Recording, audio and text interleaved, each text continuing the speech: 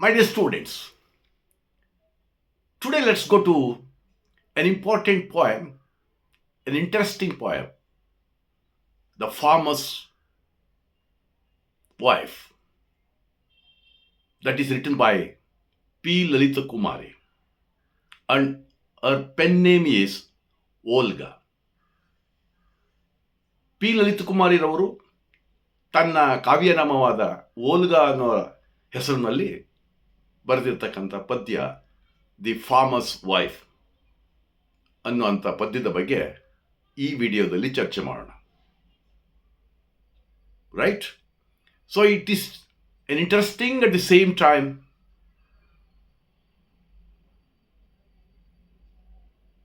very important poem which is prescribed for first year PUC students. Here we see, in the beginning, we see the lamentation of the farmer's wife over her husband's death. ತನ್ನ ಗಂಡ ಸತ್ತೋದ ಮೇಲೆ ಆತನ ಹೆಂಡತಿ ಹೇಗೆ ಗೋಳಿಡ್ತಾಳೆ ಅನ್ನುವಂಥ ಒಂದು ವಿಚಾರ. So first of all we see the lamentation of the farmer's wife.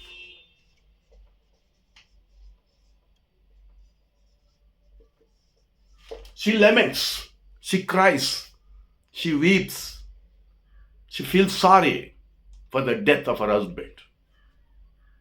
ತನ್ನ ಗಂಡನ ಸಾವಿನ ವಿಚಾರದಲ್ಲಿ ದುಃಖ ಪಡ್ತಾಳೆ, ಗೋಳಿಡ್ತಾಳೆ. ಅದರ ಜೊತೆಗೆ she calls her husband as an irresponsible fellow. ಬೇಜವಾಬ್ದಾರಿಯಿಂದ ಕೂಡಿರ್ತಕ್ಕಂಥ ವ್ಯಕ್ತಿ ಅಂತ ತನ್ನ ಪತಿಯನ್ನ ದೂಷಿಸ್ತಾಳೆ. ಅದರ ಜೊತೆಗೆ we will see the low status of woman.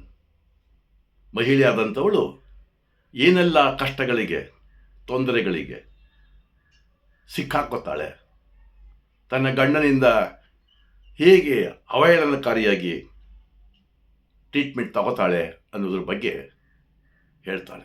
ಲಾಸ್ಟಲ್ಲಿ she expresses her will, her determination, ಅವಳ ಒಂದು ದೃಢವಾದಂಥ ನಿಲುವನ್ನು ಎಕ್ಸ್ಪ್ರೆಸ್ ಮಾಡ್ತಾಳೆ. ಇಲ್ಲಿ 3 ವಿಚಾರಗಳು ನಾವು ಗಮನಕ್ಕೆ ಬರ್ತವೆ. She feel sorry, she laments over the death of her husband.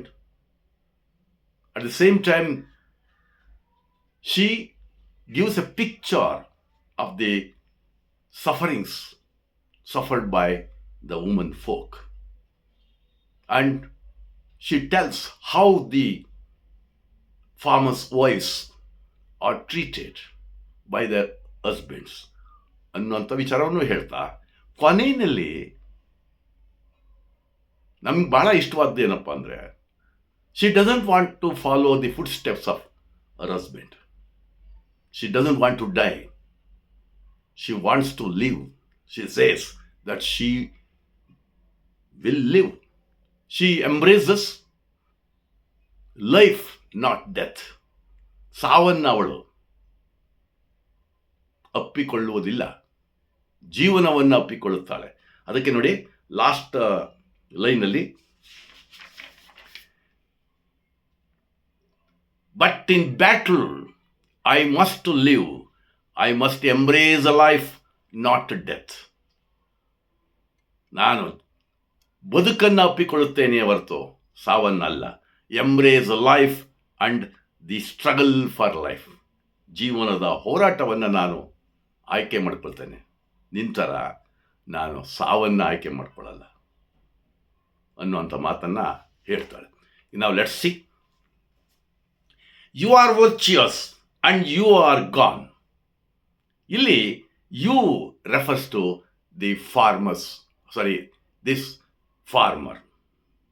And you are virtuous, ನೀನೇನೋ ದೊಡ್ಡ ಮನುಷ್ಯ, ಮಾನಕಂಜಿ, you are gone, you are gone, ಸತ್ತೋಗಿದ್ಯಾ.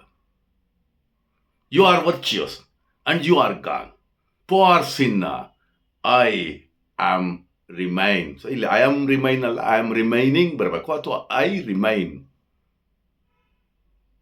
ನಾನು ಪಾಪಿಷ್ಟೆ. See you will see the gender discrimination here. ಗಂಡಸರು ಮಾನಕ್ಕೆ ಅಂಜಿಬಿಟ್ಟು ಸತ್ತೋಯ್ತಾರೆ, ಆದರೆ ನಾನು ಅದನ್ನು ಅನುಭವಿಸ್ಬೇಕು. ಪಾಪಿಷ್ಟೆ ನಾನು, ಐ ರಿಮೈನ್. ಆ್ಯಂಡ್ ಇಲ್ಲಿ I refers to the farmer's wife. ನಾ ಇಟ್ಕೋಬೇಕು. You, that refers to the husband, the farmer. I refers to the farmer's wife. And you are virtuous. You are great. ನೀನು ದೊಡ್ಡ ಮನುಷ್ಯ, ಸತ್ತೋಗ್ಬಿಟ್ಟಿದ್ಯಾ, you are gone. And before your creditors, unable to bend your head or stretch your hand or sell your crafts. Why you have died? Why you have committed suicide? ಆತ್ಮಹತ್ಯೆಯನ್ನು ಯಾಕೆ ಮಾಡ್ಕೊಂಡಿದ್ಯಾ? You are unable to bend your head.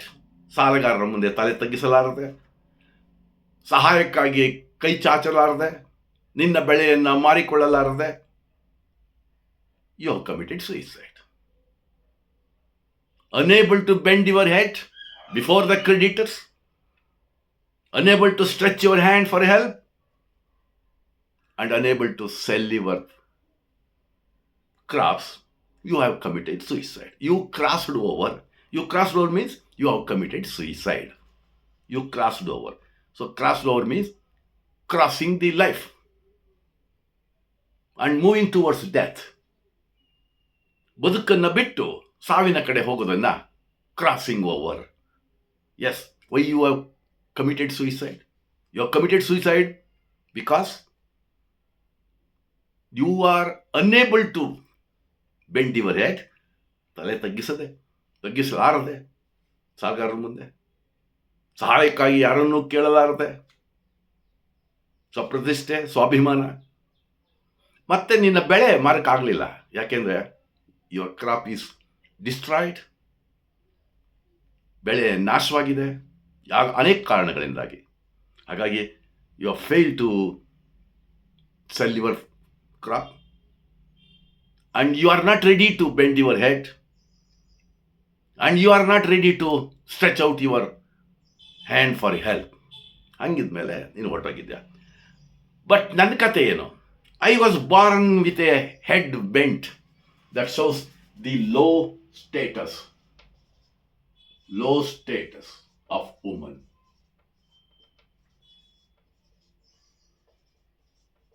ಇದು ಎಲ್ಲ ಇವಳೊಬ್ಬಳದೇ ಕತೆ ಅಲ್ಲ, ಮಹಿಳೆಯರ ಕತೆ. ಮಹಿಳೆಯರು ತಲೆ ತಗ್ಗಿಸಲು, ಸಹಾಯಕ್ಕಾಗಿ ಬೇರೆಯವರನ್ನ ಕೈ ಚಾಚಲು ಹುಟ್ಟಿದ್ದೇವೆ ನಾವು, ಅವಮಾನ ಅನುಭವಿಸಲು. We are born, and I was born with a head bent, a hand stretched out, and not unused to being sold. ಇಲ್ಲಿ not unused, two negatives will give one positive answer. Not one, one. So I am used to be sold. ನಾನು ಮಾರಾಟಕ್ಕಿದ್ದೇನೆ, ನಾನು ಬೇರೆಯವರ ಸಹಾಯವನ್ನು ಕೇಳಲಿದ್ದೇನೆ, ನಾನು ತಲೆ ತಗ್ಗಿಸಲಿದ್ದೇನೆ, ನಾನು ಅವಮಾನ ಪಡ್ಕೊಳ್ಳಲಿಕ್ಕಿದ್ದೇನೆ. ಇದು ದಟ್ಸ್ ದ ಡಿಫ್ರೆನ್ಸ್. ನೀನೇನೋ you are virtuous, you have gone by taking poison. But I was born with a head bent, a hand stretched out, and not unused to being sold.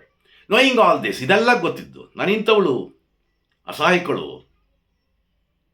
ಅಸಮರ್ಥಳು ಅಂತ ಎಲ್ಲ ಗೊತ್ತಿದ್ದು ನೀನು ಸತ್ತೋಗ್ಬಿಟ್ಟಲ್ಲ. Knowing all this, did you leave me?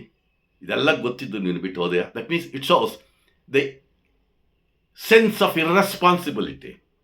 ಅವನಲ್ಲಿನ, ಗಂಡಸಿನಲ್ಲಿನ ಬೇಜವಾಬ್ದಾರಿತನ. ಮಕ್ಕಳಿದ್ದಾರೆ, ಹೆಂಡಿದ್ದಾಳೆ, ಅವ್ರನ್ನ ಯಾರು ನೋಡ್ಕೋತಾರೆ ಅಂತ ಯೋಚನೆ ಮಾಡ್ದೇನೆ ನೀನು ಸತ್ತೋಗಿದೆ. And you found release with poison. How did you find release from the problems? By taking poison. How did you commit suicide? By taking poison. So you have not understood what the problems would be for your wife and family. Without thinking of such things, you found release. ಬಿಡುಗಡೆಯನ್ನು ಹೊಂದಿದೆ ಜೀವನದಲ್ಲಿ. ಸಮಸ್ಯೆಗಳಿಂದ ಪರಿಹಾರವನ್ನು ಪಡ್ಕೊಂಡೆ through suicide. And you found release with poisoning my bitter existence. ವಿಷ ತಗೊಂಡು ನೀನೇನೋ ಹೊಟ್ಟೋದೆ, but you poison my existence. ನನ್ನ ಅಸ್ತಿತ್ವಕ್ಕೆ ನೀನು ವಿಷವನ್ನು ಹಾಕಿದ್ದೀಯಾ. And the cotton crop is but yesterday's. Cotton crop ಹೋಯ್ತು, ಹತ್ತಿ ಬೆಳೆ ನಾಶ ಆಗೋಯ್ತು, ನಾನು ಸಾಲ ಕೊಡೋಕ್ಕಾಗಲಿಲ್ಲ, ನಾನು ಹತ್ತಿ ಬೆಳೆ ಮಾರಲಿಕ್ಕಾಗಲಿಲ್ಲ ಅಂತ ಹೇಳ್ಬಿಟ್ಟು ನೀನು you are committed suicide. But what about my family, our family, ನಮ್ಮ ಸಂಸಾರ ಏನಾಗಬೇಕು? How often have I drowned in it. ಆ ಸಮಸ್ಯೆಗಳಲ್ಲಿ ಎಷ್ಟು ಮುಳುಗಿದ್ದೇನೆ. And how many times have I escaped death. ಎಷ್ಟು ಸಾರ್ತಿ ನಾನು ಸಾವನ್ನು ಎದುರಿಸಿದ್ದೇನೆ. And whether you abused or reviled me. ನೀವು ನನಗೆ ಬೈದಿದ್ದೀಯಾ, ಅವಮಾನ ಮಾಡಿದ್ಯಾ. You have abused, you have reviled me, and you have kicked me when you are drunk. See how the women folk are treated by these bloody men. Male dominating society. ಈ ಪುರುಷ ಪ್ರಧಾನವಾದಂಥ ದೇಶದಲ್ಲಿ ಮಹಿಳೆಯನ್ನು ಎಷ್ಟರ ಮಟ್ಟಿಗೆ ಶೋಷಣೆ ಮಾಡ್ತಾರೆ ಅನ್ನೋದು ಇಲ್ಲಿ ಇವರು ಮಾತಲ್ಲಿ ಹೇಳ್ತಾರೆ. How often I have drowned in it, how many times I have escaped death, whether you abused or reviled me, kicked me when you are drunk. ಕುಡ್ಕೊಬಂದು ನನ್ನನ್ನು ಒದ್ದಿದ್ದೀಯಾ, ಇದೆಲ್ಲ ಸಹಿಸ್ಕೊಂಡಿದ್ದೀನಿ. So that also these lines do depict the tolerance of the woman. ಆ ಮಹಿಳೆಯ ತಾಳ್ಮೆ ಇಲ್ಲಿ ಗೊತ್ತಾಗ್ತದೆ. ನಾನು ಅನೇಕ ಸಾರ್ತಿ ಸಾವನ್ನು ತಪ್ಪಿಸ್ಕೊಂಡಿದ್ದೇನೆ, ಅವಮಾನಕ್ಕೊಳಗಾಗಿದ್ದೇನೆ, ಬಯಸ್ಕೊಂಡಿದ್ದೇನೆ. ನೀವು ಕುಡಿದು ಬಂದು ಒದ್ದಿದ್ದೀಯಾ, ಇದೆಲ್ಲ ಸಹಿಸ್ಕೊಂಡಿದ್ದೇನೆ. And I thought that is but a man. ನನ್ನ ಗಂಡ ಅಂದರೆ ಇಲ್ಲಿ ನನ್ನ ಗಂಡ ಅಂತ ಅನ್ನೋ ವಿಚಾರಕ್ಕೆ ಇವೆಲ್ಲ ಸಹಿಸ್ಕೊಂಡೆ. Little did I dream you would deal me a death blow like this. ನಾನು ಕನಸಿನಲ್ಲೂ ಕಂಡಿರಲಿಲ್ಲ ಈ ರೀತಿ ಆತ್ಮಹತ್ಯೆ ಮಾಡಿಕೊಂಡು ನನಗೊಂದು ಮಾರಣಾಂತಿಕವಾದಂತಹ ಏಟ್ ಕೊಡ್ತೀಯ ಅಂತ. You have given me a death blow. How you has given death blow? By committing suicide. Right? Coming to our next para. True, the crop was gone. ನಿಜ, ಬೆಳೆ ಹೋಯ್ತು. The debt remained. ಸಾಲ ಹಂಗೆ ಉಳ್ಕೋತು. Our dignity hit the dust. ಮರ್ಯಾದೆ ಹಾಳಾಯಿತು. Our hearts turned to water. ನಮ್ಮ ಹೃದಯ ಕರಗಿ ನೀರಾಗೋಯ್ತು. But how did you imagine my back would bear the burden of 4 children? ಹೌದು, ಇವೆಲ್ಲ ಆದೋ. ಬೆಳೆ ನಾಶ ಆಯಿತು, ಸಾಲ ಹಂಗೆ ಉಳ್ಕತ್ತು, ನಮ್ಮ ಮಾನ ಮರ್ಯಾದೆ ಹಾಳಾಗೋಯ್ತು. ಹಿಂಗೆಲ್ಲ ಆದ್ರೂ ನಾನು ಈ ಕಷ್ಟವನ್ನೆಲ್ಲ ಹೊರ್ತೀನಿ ಅಂತ ನಿನಗೆ ಹೆಂಗೆ ಅನ್ನಿಸ್ತು? My back would bear the burden of children and you saw your crop destroyed. What are the harvest of my home? ನೀನು ಅಂದ್ಕೊಂಡೆ ನೀನು ಬೆಳೆದಂಥ ಬೆಳೆ ನಾಶ ಆಗೋಯ್ತು, ಹತ್ತಿ ಬೆಳೆ. ಬಟ್ ನನ್ನ ಬಸಿರಿನ ಬೆಳೆ, that does mean harvest of the womb. ಜ್ಞಾಪ ಇಟ್ಕೊಳ್ಳಿ, it refers to the children, ಮಕ್ಕಳು. Of course you saw your crop destroyed. ನಿನ್ನ ಬೆಳೆ ಹಾಳಾಗೋಯ್ತು, ಹತ್ತಿ ಬೆಳೆ. But what of the harvest of my womb? 4 ಜನ ಮಕ್ಕಳವರಲ್ಲ, ನನ್ನ ಬಸಿರಿನ ಬೆಳೆಗಳು. ಅವೇನಾಗಬೇಕು? Can I leave them to the wind? ಗಾಳಿಗೆ ಬಿಟ್ಬಿಡ್ಲ ಅನ್ಕೇರ್ಡ್ ಆಗಿ? Like worm eaten cotton pods. ಈ ಹತ್ತಿಯ ಕಾಯಿಗಳಿಗೆ ಹುಳ ಬೀಳ್ತದೆ. ಆ ಹುಳ ಬಿದ್ದಂತಹ ಹತ್ತಿಯ ಕಾಯಿಗಳ ರೀತಿ ನನ್ನ ಮಕ್ಕಳನ್ನು ಮಾಲ್ನ್ಯೂಟ್ರಿಷನ್ ಆಗಿ, ಯಾರು ಕೇರ್ ಮಾಡದೇ ಇರೋ ರೀತಿಯಲ್ಲಿ ಅನಾಥವಾಗಿ ಮಾಡಿಬಿಡ್ಲೆ, ಗಾಳಿಗೆ ಬಿಟ್ಟುಬಿಡ್ಲೆ ಅಂತ she asks. And but open your mouth and ask. ಬಾಯಿ ತೆಗಿ, ಕೇಳು. What of this? ಇದೆಲ್ಲ ಏನು? Why is this? ಇದೆಲ್ಲ ಯಾಕೆ ಅಂತ ಕೇಳು. See, I must live to teach my children and needs a firm heart. ಒಂದು ಗಟ್ಟಿಯಾದಂಥ ಹೃದಯ ಬೇಕು to teach my children to face life boldly, to fight against all the odds. ಎಲ್ಲ ಸಮಸ್ಯೆಗಳ ವಿರುದ್ಧ ಹೋರಾಟ ಮಾಡಲು ದೃಢವಾದಂತಹ ಹೋರಾಟ ಮಾಡಲು ಅವ್ರು ಕಲಿಸ್ತೀನಿ. And to clench a fist, ಗಟ್ಟಿಯಾಗಿ ಹಿಡ್ಕೊಂಡು ಒಂದು ಮುಷ್ಟಿಯನ್ನು, not merely for a handful of rice, ಬರೀ ಒಂದು ಇಡೀ ಅನ್ನಕ್ಕಲ್ಲ, ಬಟ್ ಇನ್ ಬ್ಯಾಟಲ್, ಆ ಯುದ್ಧದಲ್ಲಿ I must live and I must embrace life, not death. Embrace life and the struggle for life. ಬದುಕನ್ನು ಆಯ್ಕೆ ಮಾಡ್ಕೋತೇನೆ, ಅಪ್ಪಿಕೊಳ್ಳುತ್ತೇನೆ, ಬದುಕಿನ ಹೋರಾಟದಲ್ಲಿ ನಾನು ಹೋರಾಟ ಮಾಡ್ತೇನೆ ಅನ್ನೋ ಮಾತನ್ನು ಹೇಳ್ತಾಳೆ. And she says that she would continue to be alive to teach her children to fight with clenched fist. She says that she would continue to be alive to teach her children to fight with clenched fist. It's nothing less than a battle. For this, she pledges.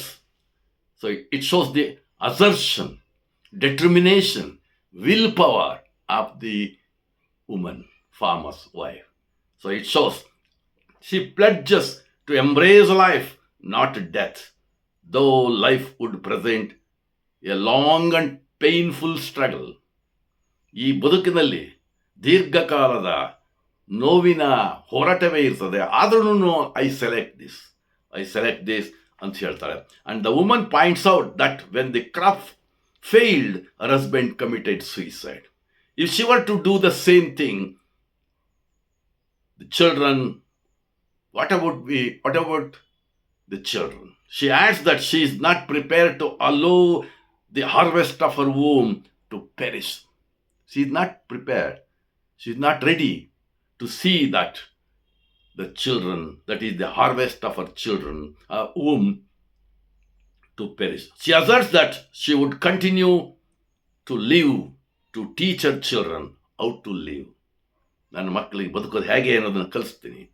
She wants to instill in her children the fighting spirit which her husband lacked. ತನ್ನ ಗಂಡನಲ್ಲಿ ಇಲ್ಲದೇ ಇರತಕ್ಕಂಥ ಹೋರಾಟದ ಮನೋಭಾವನೆಯನ್ನು ನನ್ನ ಮಕ್ಕಳಲ್ಲಿ instil ಮಾಡ್ತಾನೆ, ಬಿತ್ತುತ್ತೇನೆ ಆ ಒಂದು ಶಕ್ತಿಯನ್ನು ಅಂತ ಹೇಳ್ತಾಳೆ. That's about this. The woman ironically adds that bending the head or stretching the arm pose no problem to her, as she has always done that. Women are always pushed to low level. She can't understand how her husband, who had always asserted his right over her, could drink poison and get released in a cowardly manner. ಪುಕ್ಕಲತನದಿಂದ ಹೇಡಿಯಾಗಿ ಸತ್ತೋದನ್ನ ಬೇಜವಾಬ್ದಾರಿಯಿಂದ ಅಂತ ಹೇಳ್ತಾಳೆ. That's about this lesson, the farmers wife. Okay, meet you in the next video.